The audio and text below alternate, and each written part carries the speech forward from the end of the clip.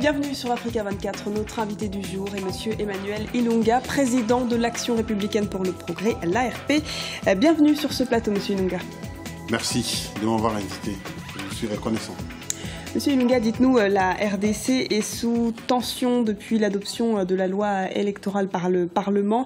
Comment expliquer finalement que la situation est tant dégénérée? Parce que on veut faire passer une loi que la population conteste, tout simplement. C'est une volonté qui n'est pas la nôtre. C'est de la dictature. Nous dénonçons ça. Comment vous estimez l'action de l'État par ce passage de force? Est-ce qu'on aurait pu passer par un autre moyen, selon vous? Oui, un autre moyen, c'est ne même pas proposer cette loi, tout simplement. C'est ce que nous, on a dit.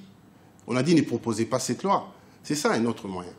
Et avec la situation actuelle, il y a quand même eu des morts. Est-ce qu'il y a la possibilité d'un dialogue politique? Si le président tend la main à l'opposition, comment ça va se passer? Oui, les dialogues, c'est quelque chose de très bien. Nous allons accepter les dialogues. Mais pourquoi faire?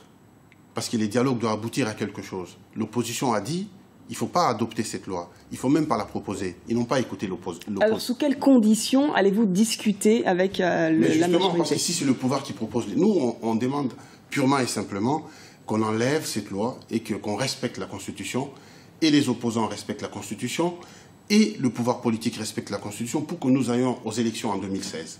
C'est tout ce qu'on demande. S'il propose, par exemple, un gouvernement d'union nationale, vous y allez? Non.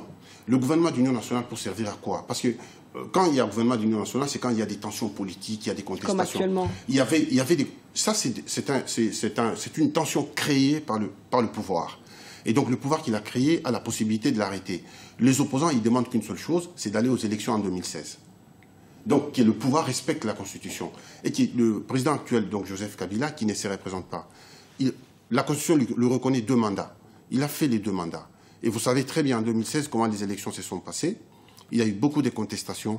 Mais malgré ça, les opposants se sont réunis pour calmer les tensions. Ils ont dit, OK, on va apaiser les tensions au niveau de la nation. Et là, pour apaiser justement l'opposition se réunit, mène une stratégie. Est-ce que vous pouvez nous en dire plus? Oui, nous travaillons en étroite collaboration. Mais vous devez savoir qu'on a coupé Internet au Congo. On a coupé les téléphones. On n'arrive même pas à joindre nos camarades. Le gouvernement a dit que ça allait être rétabli sous peu. Mais pourquoi ils ont coupé? Vous savez, nous sommes avec un pouvoir qui ne sait pas pourquoi ils sont là, pourquoi ils dirigent. Ils ne savent pas. Ils naviguent à vue parce qu'ils n'ont aucun bilan. Et c'est dommage. Ce sont des amateurs. Et je ne pense pas que leur place est à la tête de ce pays. Ils ont leur place, c'est au tribunal et en prison. Il y a quand même un bilan à défendre. Il s'est passé beaucoup de choses pendant toutes ces années. Justement, des choses positives, la RDC. C'est ce que nous voulons, qu'ils défendent un bilan. Parce que vous savez, dernièrement, il y a les rapports de la Banque mondiale qui a dit que le gouvernement, l'État congolais a fait une croissance de 9%. Mais dans les caisses de l'État sont vides. Où va l'argent?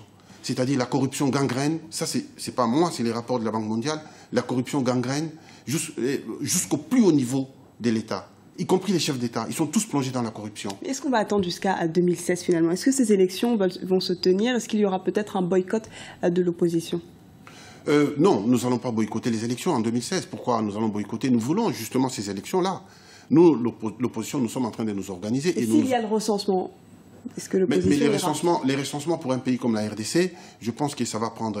Il faut au moins 2 ans. Et la fois dernière, en 2005-2006, on est passé par les enrôlements. C'est-à-dire tous ceux qui sont en âge de voter sont allés s'enrôler pour avoir une carte d'électeur et aller voter. C'était plus simple et on a fait les élections. C'est-à-dire on a déjà un passé. Pourquoi chercher à contourner la volonté du peuple par des moyens obscurs pour maintenir un président à vie? Nous ne voulons plus d'un président à vie. Le monde a changé. Et ils sont encore en retard. Ils sont pas en phase avec le monde. Le monde a complètement changé et les volontés du peuple sont différentes. Les peuples veulent le progrès, ils veulent plus des présidents à vie. Un président, il fait 1 ou 2 mandats, il s'en va et l'alternance se fait. On a récemment vu le cas du Burkina Faso en fin d'année dernière. Est-ce qu'un scénario comme le Burkina Faso peut se reproduire en République démocratique du Congo? On n'est pas loin de ces scénarios. Et nous sommes justement en train de préparer un scénario, peut-être pire que le Burkina Faso. C'est que ces gens-là, ils risquent de partir par... Pire, c'est aller jusqu'où? C'est-à-dire le sortir par la petite porte, les dégager tous ensemble. Donc, et les amener au tribunal, parce que Blaise Compaoré, il a eu la chance, il a quitté le pays. Mais c'est qu'eux, ils ne quitteront pas le pays, mais ils auront affaire à la justice. Donc la population pourrait prendre Joseph Kabila et le sortir de force du palais pour l'amener, pour le traduire en justice. Au jour d'aujourd'hui, avec les bilans de 28 morts, nous ne pouvons plus reculer. Le sang a déjà coulé. Donc vous allez continuer à le faire couler? Nous allons continuer, pas à faire couler le sang, parce que ce n'est pas nous qui tuons. C'est le pouvoir qui est censé de nous protéger, mais ne nous protège pas. Le pouvoir est en train de nous assassiner et d'arrêter arbitrairement les opposants. Et donc nous sommes là pour défendre les droits et défendre la nation, l'unité nationale. C'est notre devoir, c'est ce que nous sommes en train de faire.